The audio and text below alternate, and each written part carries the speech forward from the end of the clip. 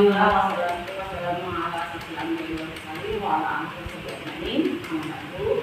Dan saya hormati Bapak Ibu Guru dan Pendidikan Pendidikan yang sudah membantu dan yang saya banggakan Ibu-ibunya sebagai calon guru kontrak angkatan 10. Alhamdulillah kita sekarang memiliki calon guru kontrak ada 3 orang ya, dan waiting list 1 orang. Nah, mudah-mudahan dengan adanya guru kontrak ini kita semua guru-guru semua bisa termotivasi, terinspirasi dan untuk lebih meningkatkan lagi baik di dalam pembelajarannya maupun di dalam cara pembelajaran di kelas maupun di dalam keadaan di sosialisasi di sekolah. Di sini alhamdulillah Bu Nina ya sudah mengikuti CGP-nya berapa bulan? 3 bulan. 3 bulan. 3 bulan ini alhamdulillah beliau sudah bisa mendiseminasikan yaitu tentang penerapan budaya positif di sekolah. Mudah-mudahan dengan diseminasi budaya ini kita bisa semuanya bisa berubah ya, berubah dalam hal baik dalam budaya positifnya maupun di dalam hal menangani siswanya dan juga di dalam pembelajarannya. Bismillahirrahmanirrahim. Assalamualaikum warahmatullahi wabarakatuh. Waalaikumsalam. Bapak dan Ibu Guru, terima kasih sudah hadir. Saat ini saya sedang mengikuti pendidikan guru penggerak angkatan 10 Kota Bandung. Saat ini pun saya sudah menginjak di modul 1.4. Modul itu kayak kita tema gitu ya, mungkinnya tema. Nah, di modul ini itu sebenarnya saya sedang mempelajari berkaitan dengan budaya positif. Nanti kita lebih lanjut bisa berbicara tentang budaya positif. Nah, salah satu bentuk aksi nyatanya adalah saya harus melakukan atau menyelenggarakan webinar kecil. Itu bisa dilakukan offline ataupun online, tapi saya lebih memilih untuk offline saja. Nah, jadi webinar ini harus mendiseminasikan apa yang sudah saya pelajari di budaya positif. Sebenarnya ini pun kalau saya nanti paparkan itu pasti ini udah pernah di kelas, cuman mungkin saya ingin memaparkan teorinya gitu. Kalau kita kan sudah pelan buahna gitu, tapi teorinya apa gitu. Insya Allah saya akan men-sharekan paparan berkaitan dengan budaya positif. Itu pun dijadikan judul untuk aksi saya, yaitu penerapan budaya positif di sekolah. Nah, selanjutnya tujuan dari kegiatan ini sebenarnya saya ingin mengajak Bapak dan Ibu Guru untuk sama-sama kembali menumbuhkan budaya positif di kelas. Salah satunya adalah melakukan kesepakatan kelas. Itu hal yang sepele. Sebenarnya sepele, kita banyak sekali membuat kesepakatan kelas. Hampir di setiap kelas itu dipelajari kesepakatan kelas. Cuman masalahnya adalah bagian dari pelaksanaan atau implementasinya yang kadang kurang maksimal. Nah, nanti kita bahas di sini beberapa hal yang mungkin nanti bisa jadi acuan kita, apalagi kedepannya kita mengajarkan tahun ajaran baru. Nah, itu bisa kita pakai. Kemudian selanjutnya adalah bagaimana kita mengembangkan nilai-nilai profil pelajar Pancasila. Ini sebenarnya harus menjadi sounding kita ke anak-anak kita. Jadi saya refresh deh sedikit ya. Jadi profil pelajar Pancasila itu ada 6, seperti beriman dan bertakwa, berikut yang Maha Esa, kemudian bergotong royong, mandiri, berkebinekaan global, bernalar kritis, satu lagi kreatif. Nah itu jadi sebenarnya itu yang harus kita soundingkan ke anak-anak gitu. Nah, masalahnya implementasinya itu yang kadang kita tidak bisa maksimal. Nah, diharapkan nanti kedepannya kita bisa melakukan pembiasaan yang bisa meningkatkan nilai-nilai profil pelajar Pancasila. Nah, sebenarnya kita udah biasa ya, kayak hari Senin upacara bendera itu udah pembiasaan. Kemudian selanjutnya lagi hari Selasa. Selasa itu adalah keagamaan. Kemudian hari Rabu olahraga, hari Kamis pembiasaan agama lagi. Kadang kalau misalkan ini ada predator dari kalau misalkan nah itu kemudian selanjutnya hari Jumat juga ada kebiasaan seperti duha itu. Nah itu mungkin apakah nanti kita mau pertahankan, ada yang mau kita kembangkan, ada yang mau kita ganti, atau mungkin yang bisa kita patenkan gitu. Nanti kedepannya mau seperti apa? Nah, ini yang saya harap nanti kedepannya kita sudah punya program-program baru untuk tahun ajaran baru. Nah, selanjutnya ini menjadi pemantik untuk melanjutkan pemaparan berikutnya seperti ini. Pembiasaan, kita melakukan pembiasaan dari hari Senin sampai hari Jumat. Apakah itu menguatkan karakter peserta didik kita? Kalaupun iya, apakah itu sudah terjadi signifikan terhadap peserta didik kita? Gitu. Contoh kayak misalkan upacara, apakah sudah maksimal setiap kali upacara? Nah itu kan menjadi tingkat reflektif kita gitu. Jadi sebenarnya pembiasaan yang kita lakukan itu sudah maksimal atau belum? Jadi sebenarnya pemantik buat diri kita lah nanti ke depannya. Nah, berarti kita tuh harus melakukan tindak lanjut seperti apa gitu. Kemudian selanjutnya adalah berkaitan dengan penghargaan. Nah, penghargaan itu kita ambil contoh di kelas deh. Penghargaan itu kalau nggak barang, pujian, contoh, kamu hebat. Nah, kemudian ini, kamu rajin, terus kamu soleh, gitu. Itu biasa banget nih kita ungkapkan gitu. Nah, apakah hal-hal seperti itu masih layak kita gunakan di tengah-tengah udah terjadi dinamika pendidikan saat ini gitu. Nah, kemudian selanjutnya adalah ini. Sejujurnya dari pemantik ini ada satu yang ingin saya memantik dalam diri saya sendiri, yaitu berkaitan dengan hukuman. Karena saya seringkali memberikan hukuman sebenarnya. Apakah hukuman akan mendisiplinkan anak? Tapi ternyata setelah lama-lama malah itu apa namanya? Malah terjadi penolakan. Di balik penolakan malah jadi ada apa namanya? Ngelayar gitu. Nah itu. Jadi sebenarnya ini memantik diri saya juga, terutama bagian ini.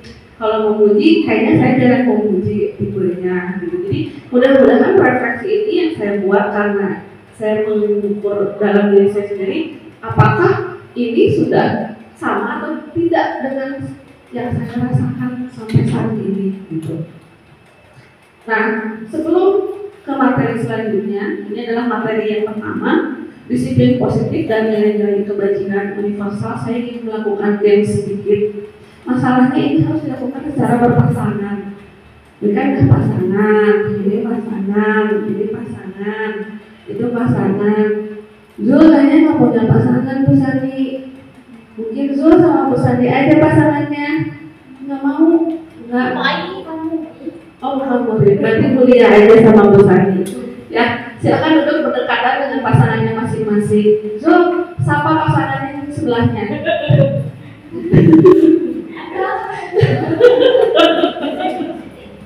Oke, silakan dari antara pasangan kalian.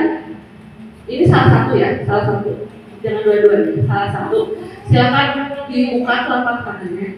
Satu aja. Salah satu di antara kalian, jangan dua-duanya. Satu aja, oke? Sudah? Hai. Yang sudah membuka telapak tangannya, ditutup matanya. Pejamkan matanya. Pejamkan matanya. Sudah? Oke. Anggap kalian yang tertutup matanya ya. Anggap kalian sedang memegang sesuatu yang berharga. Apapun itu. Mau berlian boleh, karena belum pernah punya berlian kan? Boleh. Mau misalkan gaji 13 yang cepat turun boleh. Mau terserah yang paling berharga, mimpi, harapan. Hari pasangan sama paling sulit. Dia bisa ikutan gamesnya, yang berpasangan. Kasihan. Zul tidak berpasangan, coba kasihan dia mau menutup mata sama siapa? Gak bisa, berdua gamesnya.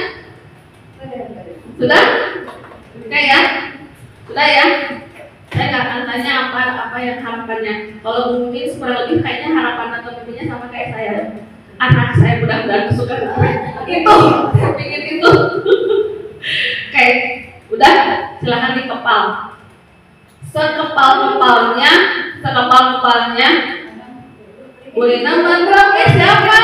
Bolina atau Bolina? Bolina sama sekepal-kepalnya, nggak boleh dibuka matanya ya. Oke, sekepal-kepalnya.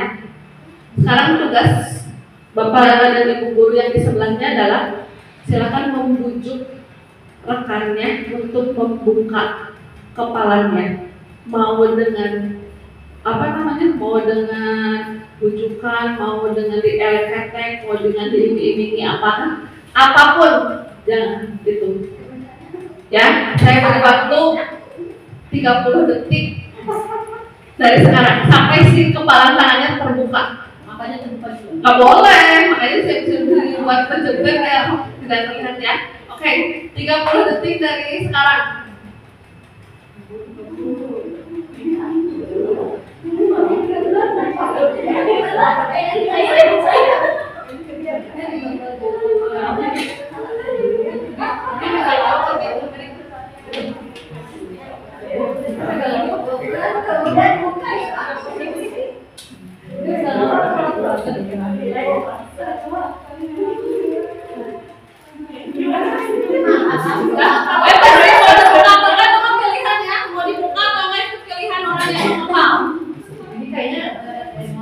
Pilihannya pada yang memiliki kepalanya, apa mau dibuka atau enggak bebas. Apakah barang berharganya mau diambil orang lain? Terserah, itu mah bebas. Kan kita sedang dengan apakah barang berharganya mau diambil sama orang lain atau tidak.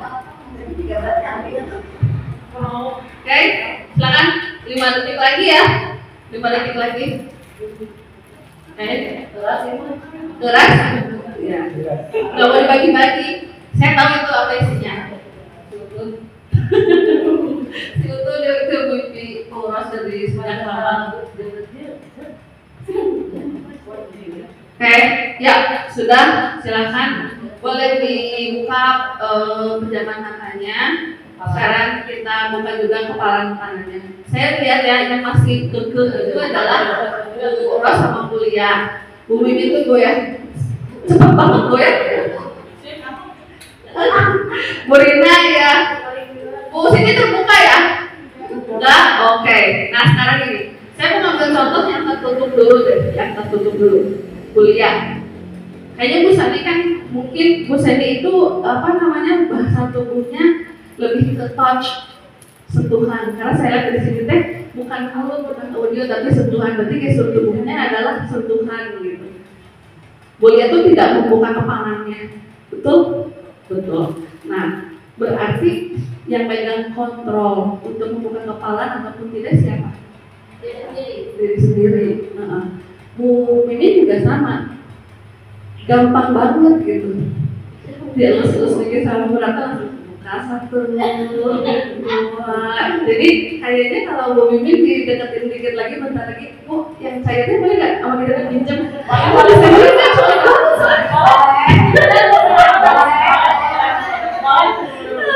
Jadi beda lagi. Nah, boros,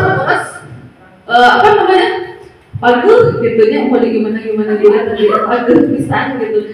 Kayaknya emang benar-benar nggak mau dilepas gitu, balik lagi gitu. Nah, balik lagi ke Bu Siti pun sama, nah gitu. Jadi yang memegang kontrol untuk membuka atau menutup itu bukan soal benar salah ya.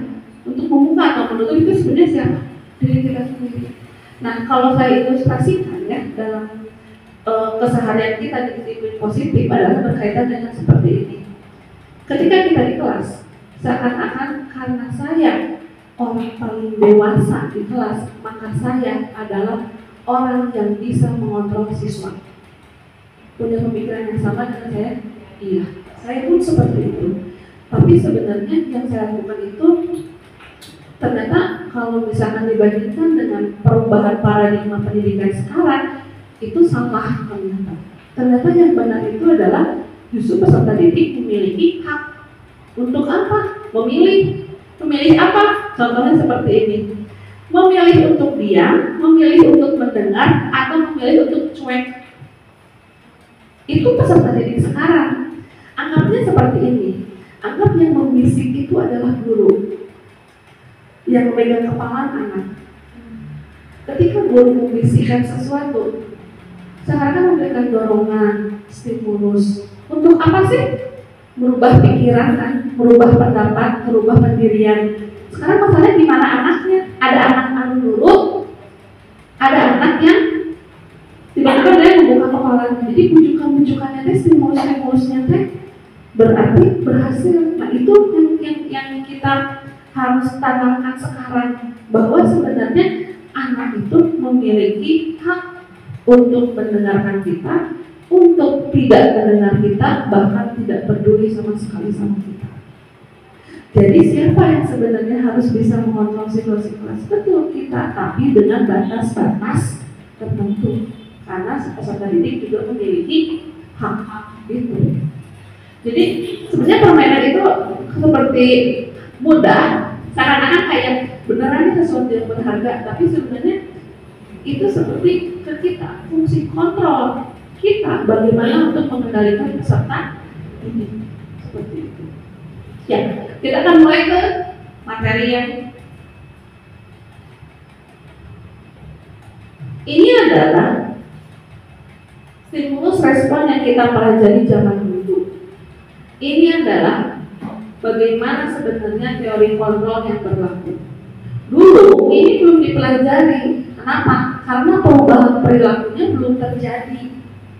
Sekarang ini perubahan perilaku yang terjadi saat ini. Otomatis ada beberapa perubahan. Contoh seperti ini. Kita ambil contoh seperti ini. Orang lain dapat mengontrol saya.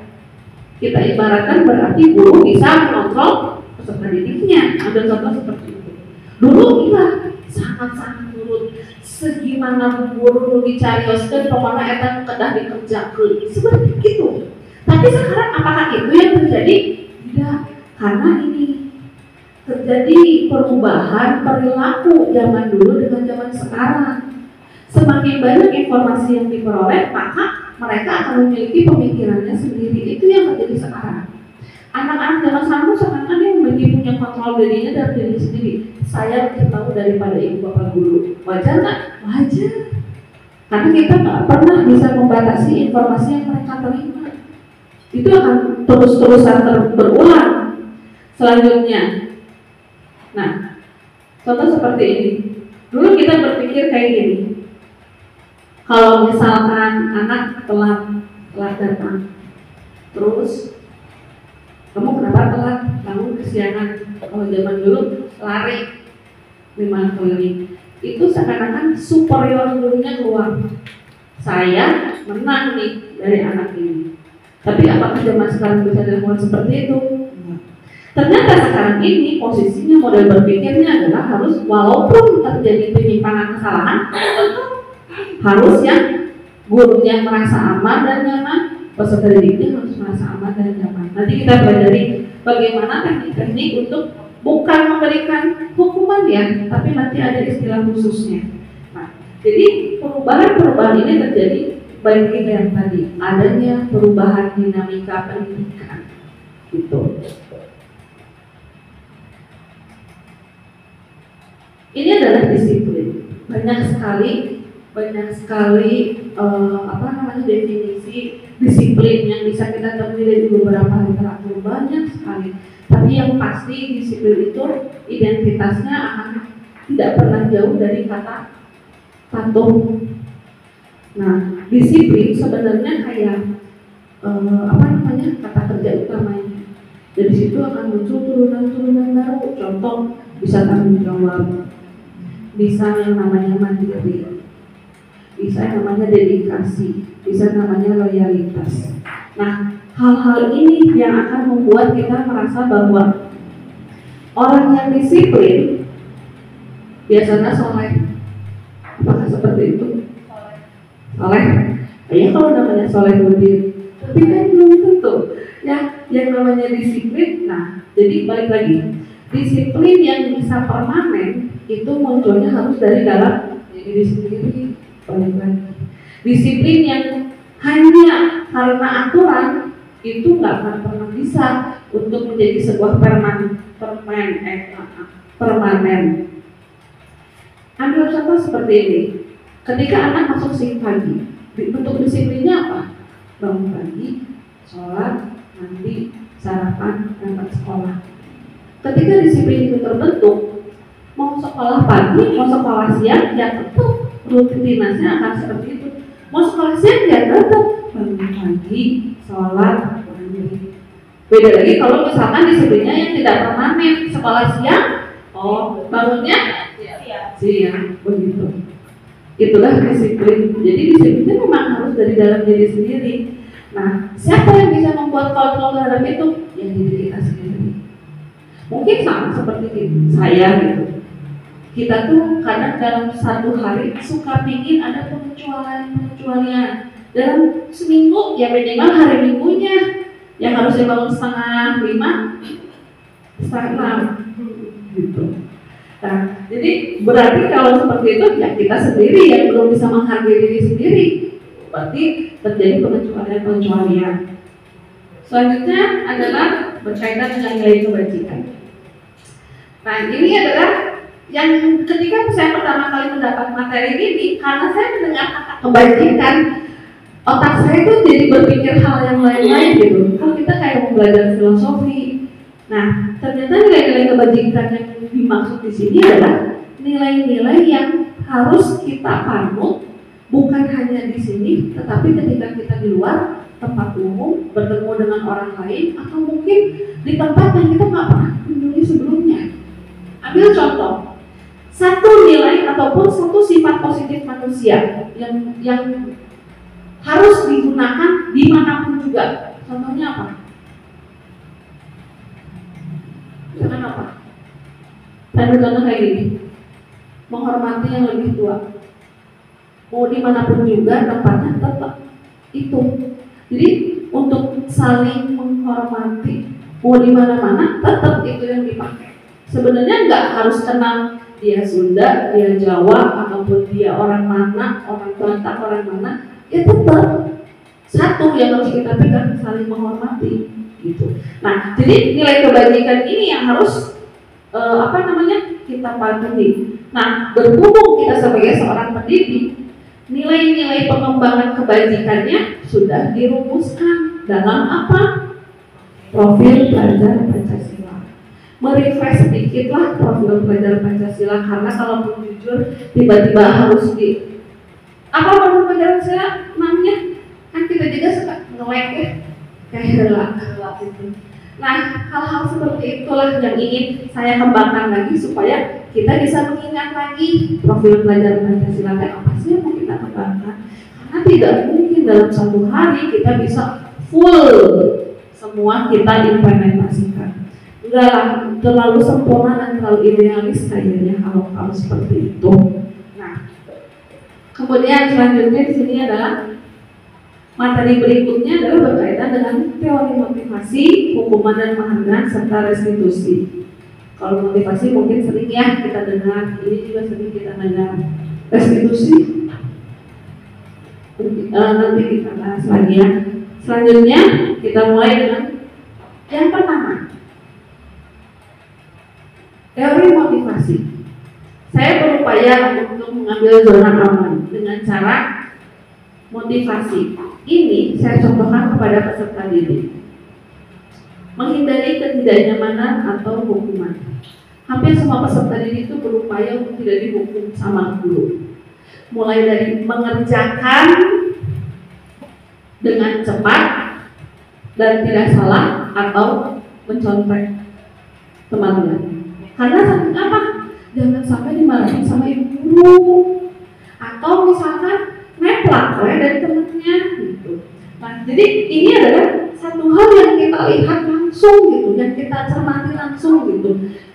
Sebenarnya kalau misalkan di posisi dia tuh berusaha jangan sampai berbuat salah, ataupun namanya dipanggil, kamu tuh bisa wae, nah seperti itu. Nah, selanjutnya setiap anak pasti berupaya untuk mendapatkan imbalan atau penghargaan. Contoh kayak gini. Buku akhlakul yang hapus papan tulis itu teh biar dia dapat pujian, menes saleh kamu bagus gitu. Hanya untuk dapat itu dari kita. Nah, itu motivasi dia. Sebenarnya mah kalau misalkan dilihat tapi budak teh, tapi dia teh ada keinginan gitu seperti itu. Nah, bahkan yang lebih ekstrimnya adalah ketika seorang murid mengatakan seperti ini, ibu mau jajan, sini sama aku, kan ibu mau nitip apa? Itu adalah hal terekstrim ekstrim yang mereka minta untuk mendapatkan penghargaan ataupun imbalan dari kita. Itu adalah motivasi yang sering banget terjadi di kita. Kemudian selanjutnya, untuk menjadi orang yang mereka inginkan dan menghargai diri sendiri dengan nilai. Ini sebenarnya kalau singkatnya adalah mereka ingin berada dalam circle-nya. Mereka itu senang ketika dalam satu circle-nya. Contoh, lebih enak mana ketika dipanggil gini, "Hei kamu," daripada dipanggil dengan seperti ini. "Hei Nabil, sebelah sini." Kan lebih enak ya kalau dipanggil dengan nama dibandingkan dengan kamu, asa abstrak gitu. Nah inilah, jadi ketika seseorang merasa aku dihargai dengan teman dengan dipanggil nama, itu udah merupakan sebuah kayak, aduh seneng nih aku diakui sama orang lain.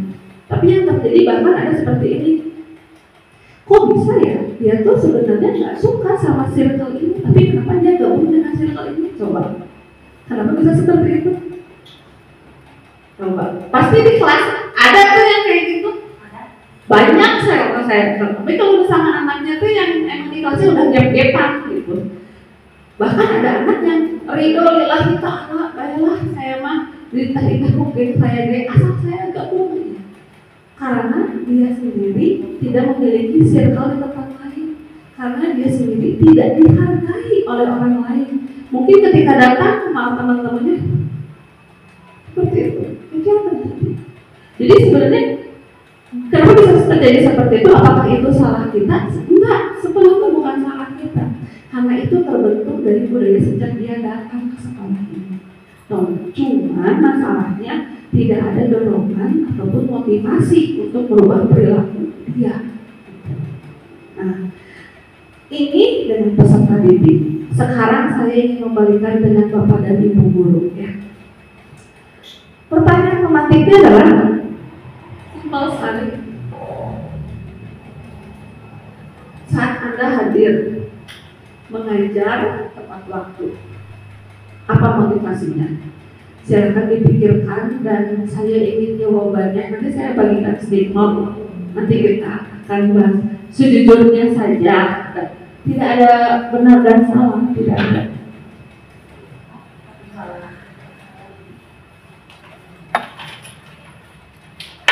Bapak Ibu, silakan dituliskan apa menjadi motivasi kalau kita hadir mendapat jadi. Bebas. Apa mau jadi? Bebas mau apa aja bebas. Saya ingin menceritakan apa? Masya Allah. Mulia sekali. Apakah dua cerdas sekarang? Cerdas menceritakan seperti apa? Kita realis. Sesuai kita belajar. Hai, coba bertanya. Sudah banyak silakan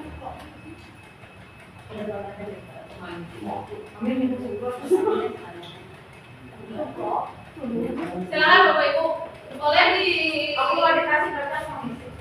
Ya, palanya kok. Jangan melebihi kertas ini, ada dua tuh. Isi Ewa, Bulina mau isi panjang. Iya, ada.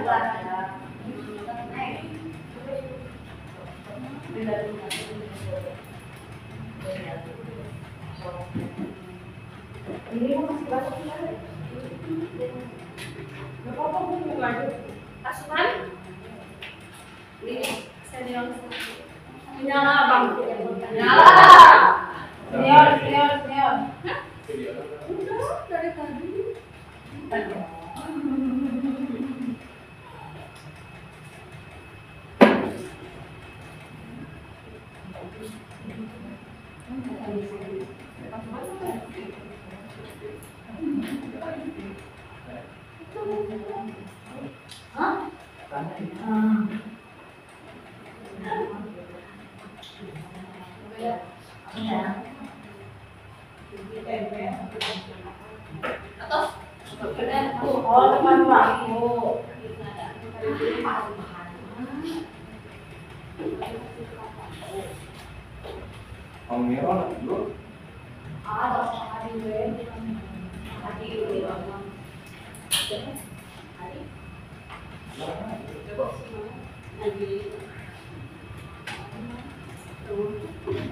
Jangan lebih dari 1. Berapa? Berapa yang lebih dari situ?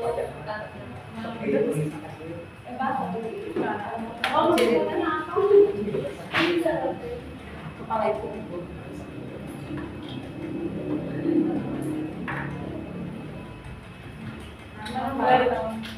I borrow your pen.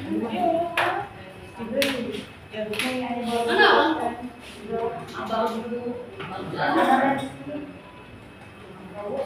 itu rapat. Salah.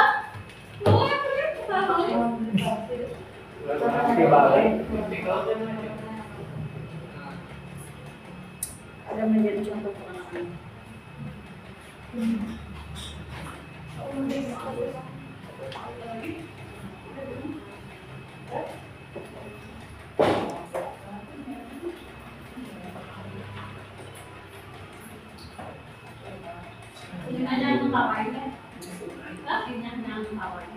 Isinya nggak ada namanya.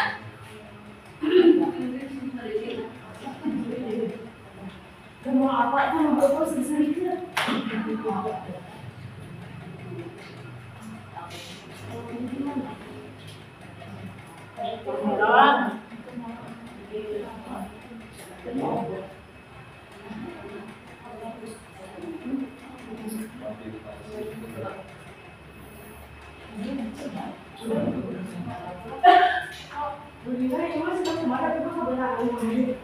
Ya itu makanya jadi mudah-mudahan jadi pemancing untuk tidak kesiangan lagi. Mama, kesiangan diri.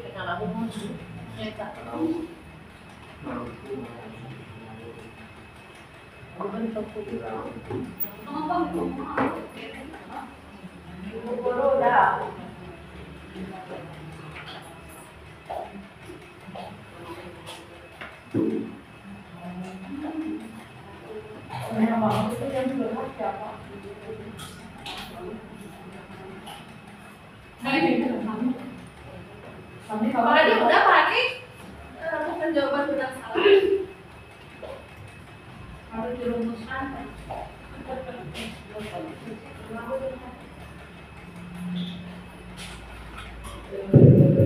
Oke, terima kasih ya. Jadi dari sekian jawaban ini,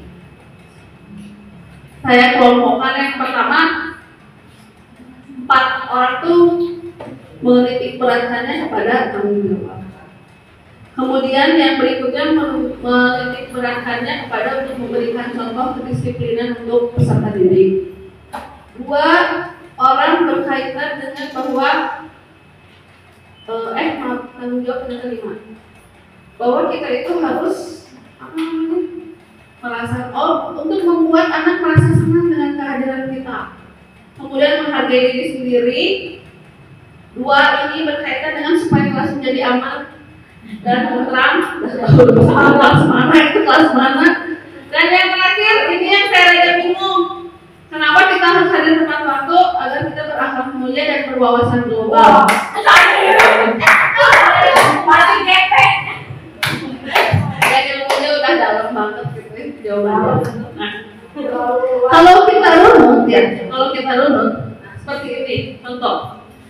Seperti ini kan tanggung jawab, ini berkaitan dengan disiplin. Ini kalau saya bisa menitik beratkan bahwa ini membuat anak untuk merasa senang, berarti kan supaya dia bisa nyaman. Tapi lebih mungkin pembelajaran yang menyenangkan ya, untuk pembelajaran yang menyenangkan.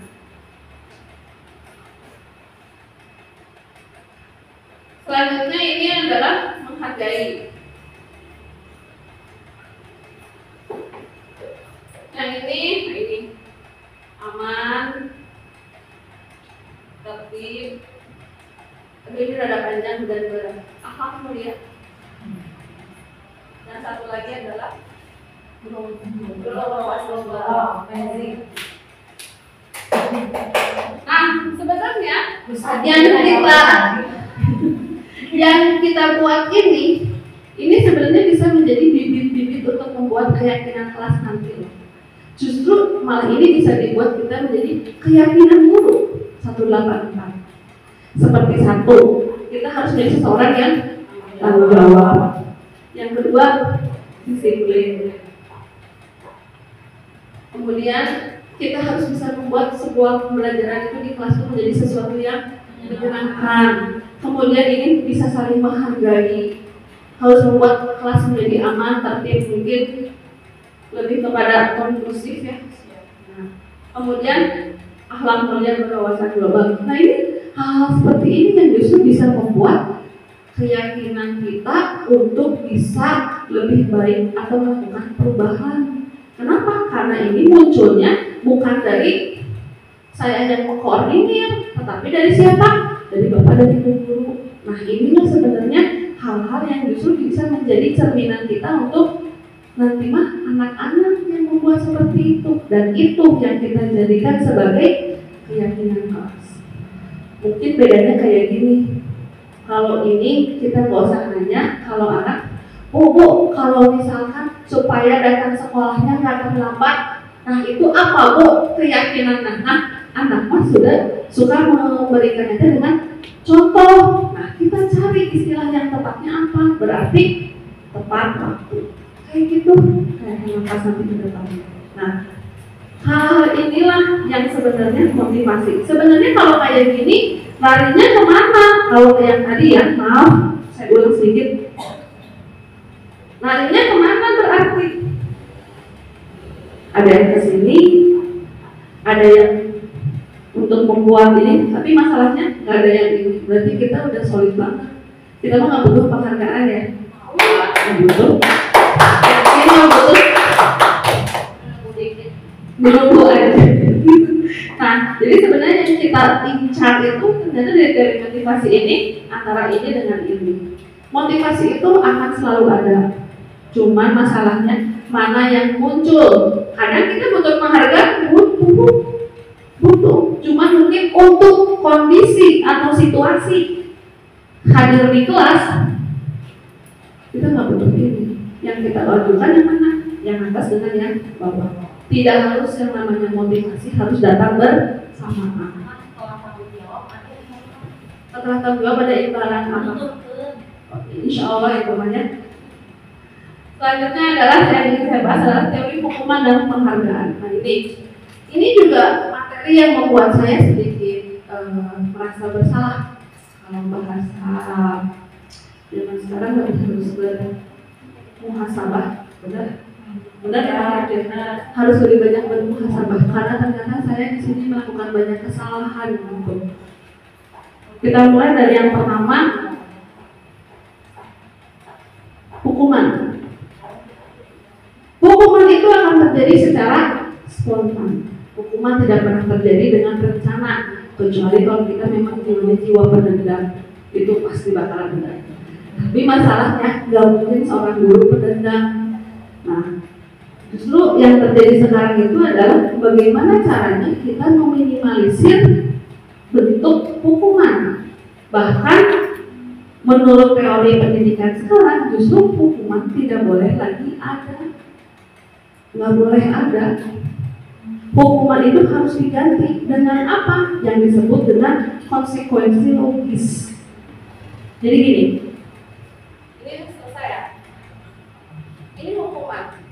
Hukuman itu sudah tidak boleh ada dan diganti dengan konsekuensi logis. Nah, asal berat sebenarnya berat itu adalah ketika kita belum mengimplementasikannya. Padahal sebenarnya sebagian dari kalian sudah sekali. Contoh seperti ini. Pernah mengalami peserta didik yang tidak mengerjakan tugas setiap hari. Apa yang boros lakukan?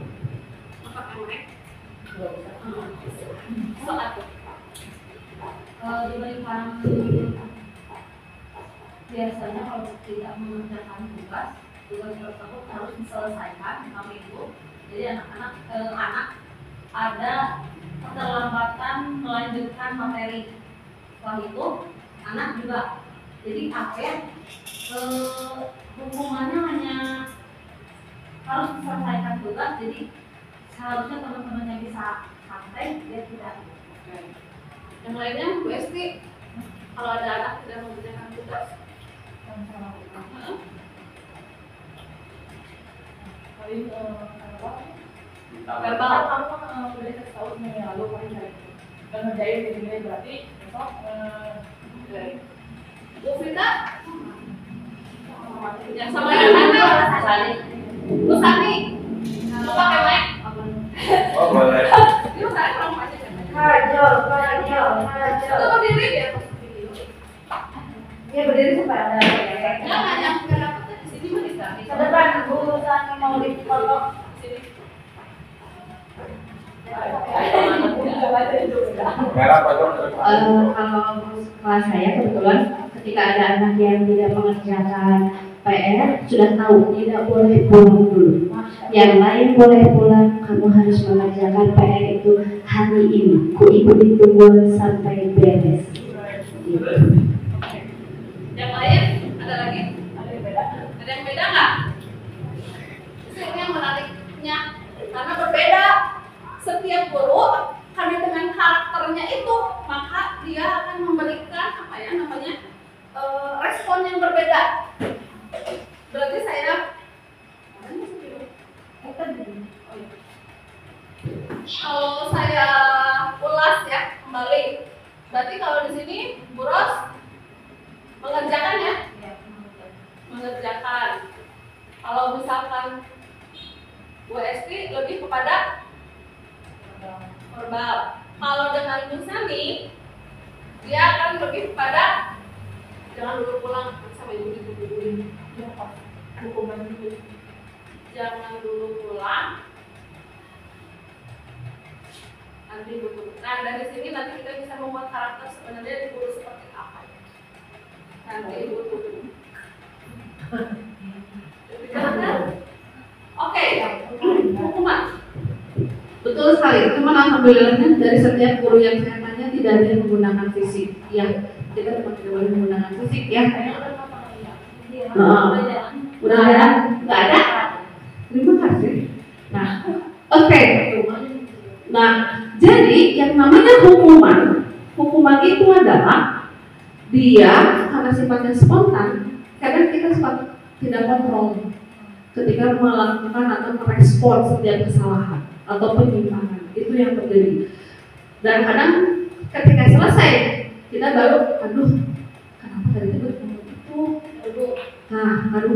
gitu. Padahal yang namanya hukuman itu akan berdampak pada satu, menyakiti perasaan dia. Dua, bisa jadi dia pendendam. Yang lebih parah kalau dia ngelayar. Itu yang terjadi. Dan kita kadang nggak menyadari bahwa itu akan berdampak sama si peserta didik. Nah, sebenarnya ada nggak sih resolusinya? Ada. Salah satunya adalah bentuk konsekuensi logis. Konsekuensi logis itu sebenarnya terdiri dari 3. Ini saya simpan dulu ya. Bentar.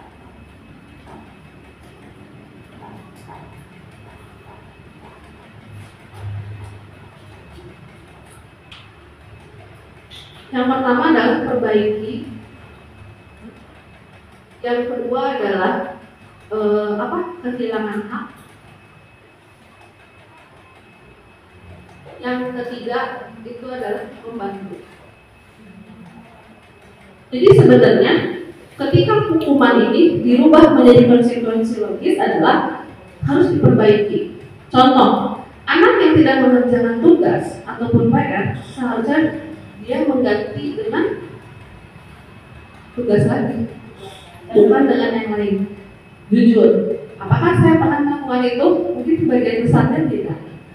Contoh, kamu ngerjain tugas, oke, istirahat, kamu buang sampah di sebuah kolong meja. Itu tidak logis. Kenapa? Kan kesalahannya bukan tentang sampah, tapi tentang tugas. Tapi kadang kita suka seperti itu. Karena mungkin kita ngeliat, yang pegang sekarang itu benar. Nah, betul. Makanya saya bilang ini adalah sisi muhasabah saya. Ternyata saya selama ini salah melakukan respon terhadap kesalahan ataupun penyimpangan anak. Jadi yang namanya perbaiki itu adalah Jika dia telat, maka perbaiki dengan datanya. Jadi kita harus kembalikan. Jika dia tidak piket, berarti dia nggak saat itu juga. Berarti dia nanti harus mengganti dengan piket, apakah pulang sekolah atau mungkin pada saat istirahat. Selanjut dengan kehilangan hak. Contoh seperti ini, datang telat, otomatis nanti ketika temannya sudah istirahat, dia akan kehilangan haknya untuk bermain dengan anak. Dia tetap harus di kelas dan menyelesaikan tugas. Itu ini membantu, helpful sebenarnya. Helpful ini sebenarnya kayak gini. Ketika dia melakukan kesalahan dengan datang telat atau tidak mengerjakan tugas, kita tanya masalahnya apa? Apa karena tidak bisa? Apa karena tidak ada yang membantu? Apa karena lupa? Karena apa? Nah, makanya maka kita harus menjadi seseorang yang bisa membantu. Jadi sebenarnya ini itu bisa kita lakukan. Masalahnya apa? Satu, kontrol diri kita yang belum nyampe ke sana. Makanya waktu dapat materi ini, saya adalah menjadi orang yang sangat pendiam. Makanya semua orang tanya, Bu Ina kenapa nggak ngomong? Nah, coba dosa. Jujur aja, selama lokat ini sebenarnya bahasan lokat karya kemarin dan terus pertemuan Zoom, saya nggak banyak ngomong karena ya Allah, asal dosa saya gitu. Nah, jadi inilah yang menjadi harus mudah-mudahan gitu ya bisa menjadi titik poin kita bahwa ntar kalau misalkan ada anak seperti ini apa yang harus kita lakukan gitu. Lanjut ke yang berikutnya. Di sini Bapak dan Ibu guru akan melihat apakah ini termasuk dalam kelompok hukuman atau konsekuensi logis. Kita mulai dari yang pertama, 1, 2, 3, 4, 5, 6, ada 7. Mangga Bapak dan Ibu silakan mana yang termasuk hukuman atau konsekuensi dari 1 sampai 7. Dibaca aja dulu.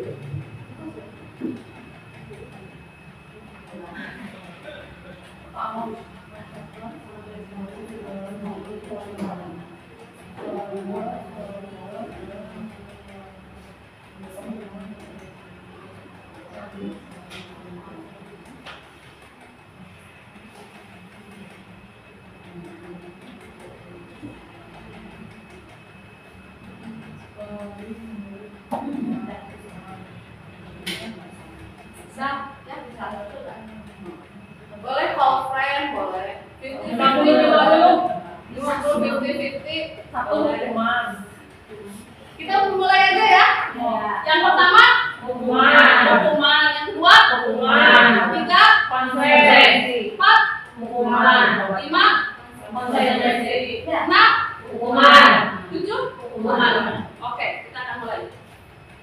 Mencatat 100 kali ini dalam buku kalimat. Saya tidak akan terlambat dari kita. Tadi yang saya bilang berarti ini seharusnya yang diperbaiki ya. Kalau dia telat, berarti tuh.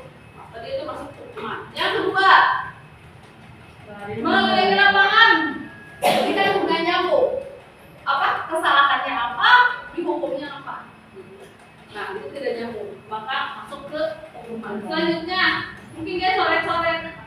Yang responnya adalah membersihkan coretan yang dibuatnya di meja tulis. Ini kasusnya sama seperti saya dengan Bu Esti. Murid kita tuh seperti itu ya. Coret-coret saling mencoret. Nah, saling memandang. Nah, itu saling menandai meja. Nah, ini maksudnya ke konsekuensi logis. Nomor 4, murid diminta untuk push up karena tidak memakai masker. Kan nggak nyambung. Maka masuk hukuman. Selanjutnya adalah menanti tugas teman yang telah dicoret. Ini pasti dialami sama semua guru. Apalagi kelas bawah saya yang dulu. Tidak ada jam hari, tidak ada yang ibu. Pasti ada kelas bawah kayak gitu. Buku aku robek. Nah, gitu. Jadi sekarang kalau bukunya robek sama kita juga sama lembaran yang baru. Nah, seperti itulah. Lanjut lagi nomor 6. Nah ini berjemur di lapangan basket karena mengobrol dengan teman. Nah ini. Yang selanjutnya adalah bertelanjang kaki sepanjang hari karena tidak menggunakan sepatu warna hitam. Betul sekali. Nah, dari sekian ini saya mengakui diri saya pernah melakukan 3 kesalahan dari situ. Jadi saya merasa, waduh, iya ya, belum tentu si anak kita bakal berubah. Itu tetap aja dia bakalan, karena memang si hatinya nggak tersentuh. Jadi inilah ternyata kita harus merubah pola pemikiran kita yang asalnya memberikan hukuman berubah menjadi seperti ini. Sekarang ini teori penghargaan. Penghargaan masih di kelas yang menggunakan kamu hebat, masih kamu soleh, kamu baik, kamu rajin. Ternyata perubahan paradigma sekarang kita tidak boleh menggunakan itu. Iya.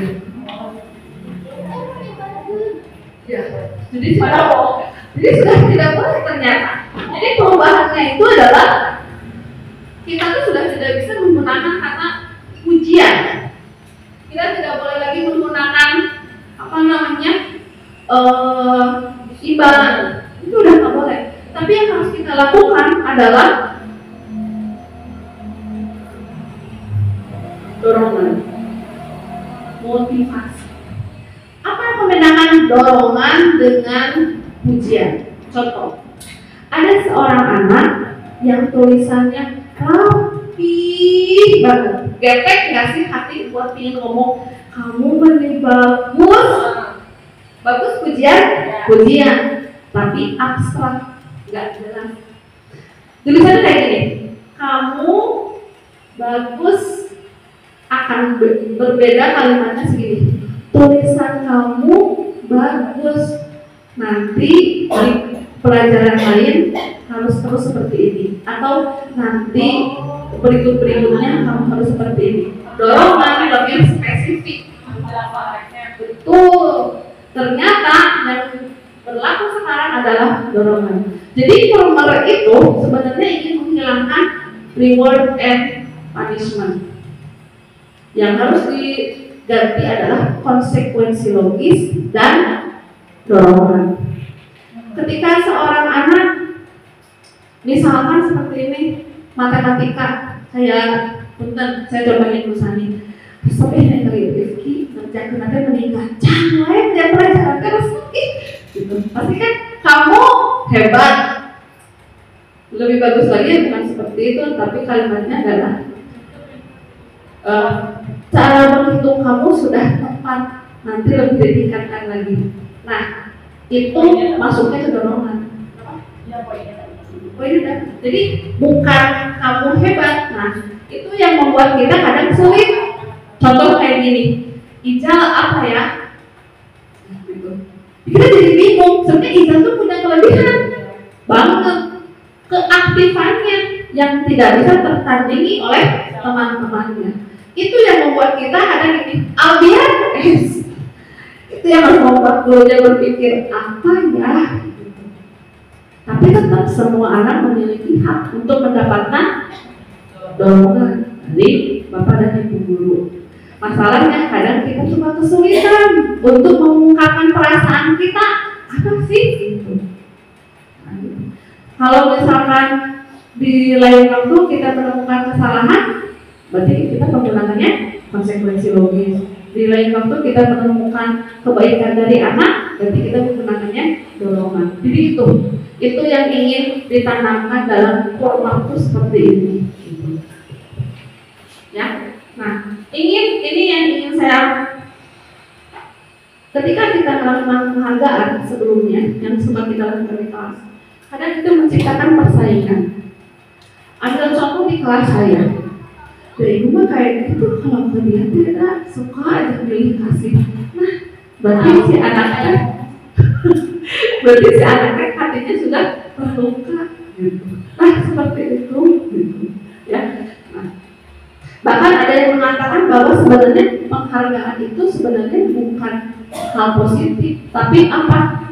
Hukuman. Buat siapa? Buat mereka yang tidak mendapatkan pujian. Betul. Contoh kayak gini, saya teguran, kamu hebat, yang lain kan, nah ini sih, hebat, wah gitu. Jadi itu menimbulkan kecemburuan sosial, menimbulkan jadi persaingan. Nah seperti itu. Yang kadang kita sendiri nggak sadar kalau itu tuh yang kita munculkan di kelas. Gitu. Sesi tanya diambil di. Kenapa? Sesi tanya. Mau bertanya? Boleh. Boleh ya? Boleh. Mengenai konsep-konsep logis nih. Kan kadang hukuman teh spontan. Kadang ternyambung jadi ujung-ujung. Mending jangan yang lain.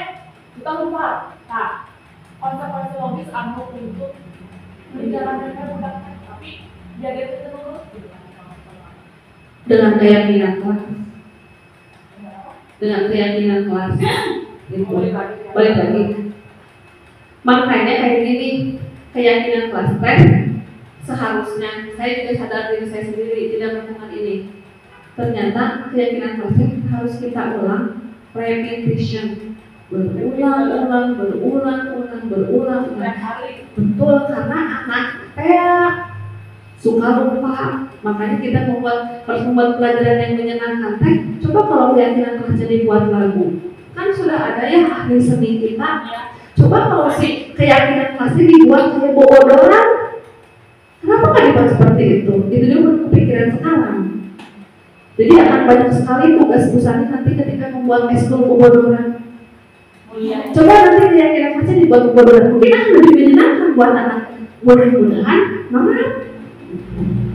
Itulah gimana sih kita teh selain dituntut ngajar, dituntut kreatif, inovatif, aransemen, termasuk pencipta lagu, banyak tugas kita. Jadi banyak sekali. Ada lagi berarti. Nah ini restitusi. Jadi restitusi itu sebenarnya bagian dari setelah tadi yang membantu. Maksudnya satu, supaya motivasinya muncul dari diri sendiri dan dia melakukan perubahan. Itu restitusi. Ya. Nah, intinya adalah tujuannya untuk menjadi pribadi yang lebih baik. Ya kan kita mah hanya bisa berdoa. Tapi balik lagi ya, pada lolos ya, berubah atau enggak. Nah, itu.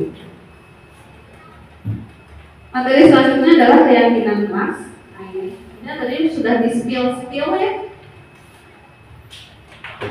Jadi titik poin keyakinan kelas adalah kolaborasi antara siapa? Guru dan murid atau peserta didik. Supaya apa? Supaya kelasnya yang tadi kita bicarakan tadi pasti aman, tentram, kondusif, gitu. Jadi kalau misalkan kenapa bisa sampai terjadi ribut baik dan yang baik, mungkin kitanya juga yang kurang bisa membuat perubahan di kelas, gitu. Pengelolaan kelas kita yang kurang gitu. Ini tidak saya bahas banyak ya. Nah, contoh seperti ini. Ini adalah studi kasus yang bisa kita ambil. Berarti keyakinan kelasnya apa? Contoh, kembalikan barang ke tempatnya. Berarti keyakinan kelasnya harus berupa kalimat apa, kata apa. Ini yang saya bilang, kadang anak itu nggak tahu katanya, tapi dia tahu. Misalkan, Bu, dia tuh kalau ngambil buku, ngambil apapun, suka berantakan, nggak dikembalikan lagi. Nah, itu apa namanya keyakinan kelasnya? Nah, itu yang harus kita ulik. Nah, contoh seperti ini. Kembalikan barang ke tempatnya, berarti tanggung jawab. Dilarang mengganggu orang lain, berarti keyakinan kelasnya apa? Gak boleh menggunakan kata negatif. Tertib. Nah, hadir di sekolah 15 menit sebelum pembelajaran dimulai. Nah, bisa disiplin, bisa apa? Tepat waktu, bisa. Nah, seperti itu. Dilarang melakukan kesalahan kekerasan. Ini pasti tiap kelas ada kekerasan. Dilarang melakukan kekerasan. Nggak boleh negatif, harus positif. Harus katanya harus positif. Saling menyayangi. Kontak fisik. Kalau menyayangi mah anak kita suka gini, saling menghargai. Dilarang menggunakan narkoba. Nggak ada yang tahu. Sehat. Berperilaku sehat. Sehat dan baik dan rohani. Oke. Bergantian atau menunggu giliran pasti tahu. Antri. Dilarang merokok. kita sebagai dalam. Ya, jadi intinya kayak gini lah ya. Ini adalah contoh, bukan berarti ini yang harus kita implementasikan karena betul ya. Karena nanti ini peraturan ini akan muncul dari anak-anak, bukan dari kita. Serahkan kepada mereka supaya apa? Supaya si keyakinannya muncul dari dalam diri sendiri. Lanjut dengan kebutuhan dasar manusia, materi berikutnya saya ada percepat. Di sini kebutuhan dasar manusia itu terdiri dari 4. Ada penguasaan, ada 5 penguasaan, kasih sayang, bertahan, kesenangan, kebebasan. Sebenarnya kayak gini, dalam setiap kelas itu dinamikanya itu akan berputar di sini. Contoh misalkan ada seorang anak yang selalu bikin ulah. Berarti kebutuhannya apa? Kasih sayang. Kasih sayang. Seperti itu. Bukan berarti gurunya kurang kasih sayang juga. Nah, terus dia orang tua. Selanjutnya lagi, ada anak yang tiap harinya bosi. Kamu pokoknya harus kerjain soal nomor ini, kamu yang ini. Ketika dia menjadi ketua kelompok. Nah, berarti kebutuhan dia apa? Penguasaan. Jadi setiap anak itu akan memiliki 5 kebutuhan. Bukan berarti kita tidak berkebutuhan, tapi ini lebih kepada kita bagaimana mengorientasikan pembelajaran yang berpihak kepada siswa. Nah, selanjutnya adalah posisi kontrol. Ini yang ingin saya kemukakan. Saya jelaskan satu-satu ya. Ambil contoh seperti ini. Sebenarnya 3 dari ini itu sudah menunjukkan posisi kontrol ibu guru di kelas. Contoh yang paling bawah, jangan dulu pulang, nanti ibu tunggu. Fungsi kontrol yang ditanamkan ditanamkan oleh Bu Sandi berarti dia adalah sebagai seorang pemantau. Dia ada suaranya datar, bahasa tubuhnya formal, sesuai dengan fakta, konsekuensi juga atau tapi syaratnya adalah bila diawasi. Kalau verbal berarti yang mana? Yang pasti bukan ini. Bukan ini juga verbal. Yang mana? Membuat rasa bersalah. Ayo kamu tuh yang kasihan ibu. Nah itu kita membuat rasa bersalah. Yang sering kayak gini, kamu sering banget itu membuat rasa bersalah gitu. Nah, bisa bapak dan ibu guru menempatkan, berarti posisi bapak dan ibu guru di mana? Memilih berarti penghukum. Penghukum, nggak apa-apa nih. Dari ini untuk membuktikan bahwa kita di posisi apa, nggak masalah. Ini bukan soal benar salah ya. Ini menempatkan posisi saya di mana. Saya nomor 1. Ternyata saya nomor 1 loh. Mungkin kalian mau teman sama saya. Oke, kita barengan nih di sini nomor 1. Boros berarti mungkin nomor 2. Dulu nomor 1 itu nomor 2. Bu Sumi 1. Bu Cucu nih, guru senior kita. Yang mana Bu Cucu? Bu Cucu mungkin lebih ke pemantau kan. Bu Rina pemantau. Antara 3 dan 2. Banyak kan mana kayaknya? Ayo Cucu, banyak kan mana? 2. 2. 3. Setengah. Bu Mega yang mana Bu Mega? Tahu lah. Yang mana? Manajer. Bu Frida yang mana Bu Frida?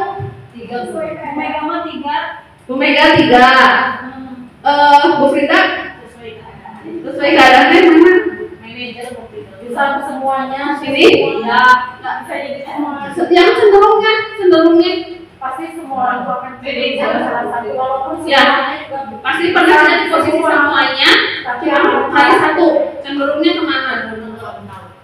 kalau ada masalah anak-anak kita jadi gimana jadinya Ya itu posisi. 2. Bu Siti pemantau Azul nih kayaknya. Kan kita semua pasti manajer berdasarkan dong dengan jawabannya Pak Zul. Ayo Pak Zul posisi mana? 3.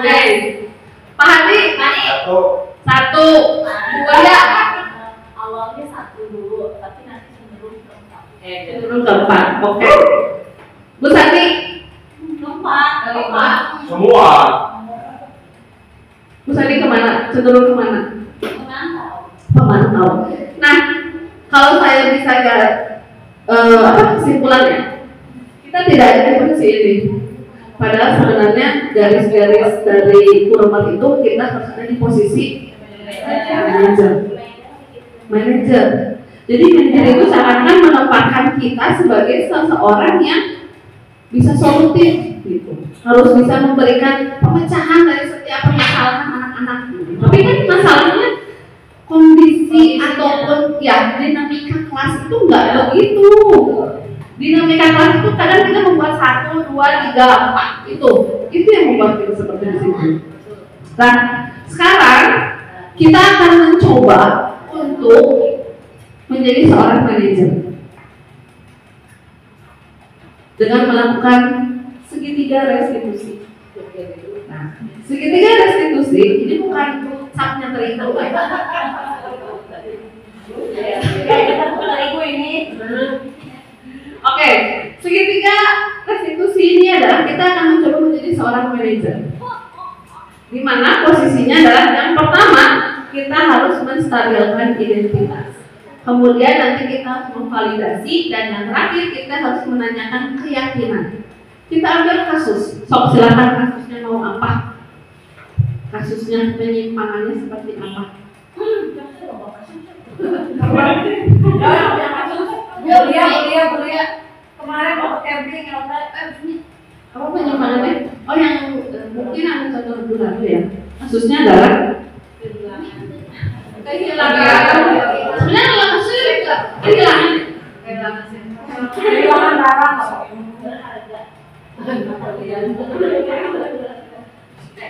Kehilangan barang contohnya. Sebenarnya kalau kehilangan barang kan nggak harus tempat yang juga ya, kayak di kelas juga pasti ada. Oke. Kita akan mulai untuk menstabilkan identitas. Berarti di sini kita akan menanyakan dulu kepada anaknya. Pertanyaan yang bisa kita lakukan adalah, misalkan dia sedih ya, pasti kan kondisinya tertekan sebenarnya. Tertekan, ya mungkin anaknya lebih tertekan. Jadi otomatis biasanya dari raut wajah juga kita udah bisa lihat kalau anak tertekan itu kita pasti bisa lihat. Yang pasti kita harus menanyakan kondisi dia. Kamu kenapa? Kebanyakan anak itu kalau ditanya kamu kenapa akan menjawab nggak apa-apa. Sekarang kalau kayak gini kita kayak case close, baik, kayak gitu. Justru dari situ kita harus nanya. Berarti kita balikan lagi pertanyaannya. Tadi ibu melihat kamu seperti lagi sedih. Itu akan beda rasanya dari tanya kamu kenapa? Tapi kalau kita mendetilkan lebih spesifik, dia mungkin akan berbicara.